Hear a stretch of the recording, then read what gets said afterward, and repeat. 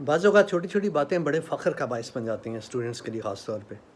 تو یہ جو بات میں کرنے والا ہوں اس میں بچوں کا بھی فخر ہے اور میں بھی شاید اپنے آپ کو نمایاں کرنے کی کوشش کر رہا ہوں ذرا. تو یہ ان دنوں کی بات ہے جب مجھے انٹرنیشنل مضمون نویسی کے مقابلے میں دوسرا گولڈ میڈل ملا تھا، دوسرا پہلے نمبر کا اعزاز ملا تھا. تو اس میں طلباء میرے وہ بھی بہت زیادہ تھے کہ بھئی سر کو ملا ہے تو خوشی کی بات ہے. تو ایک اسٹوڈنٹ نے مجھ سے کہا کہ سر ہم بہت لکی ہیں آپ جیسا ٹیچر ہمیں ملا کے، اتنا لائق، اتنا وغیرہ وغیرہ. میں نے کہا کہ یار اس میں تو فخر کی ایسی کوئی بات نہیں ہے کہ میں نے مضمون لکھے. تو کہنے لگے نہیں سر ہے. میں نے کہا مجھے بھی فخر ہے آپ پہ کہ میں آپ کو پڑھاتا ہوں. سر ہم میں ایسی کیا بات ہے؟ میں نے کہا بھائی میں مضمون لکھتا ہوں نہ میں کتابیں لکھتا ہوں. اوکے تو آپ بھی تو کاپیاں لکھتے ہیں، تو یہ جو آپ کاپیاں لکھتے ہیں یہ بھی تو بہت بڑا کمال ہے.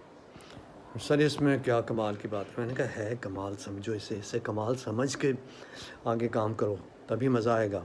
آپ ہی میں سے کئی ڈاکٹر بنیں گے، انجینئر بنیں گے، یہ کاپیاں وغیرہ لکھنے سے ہی بنتے ہیں.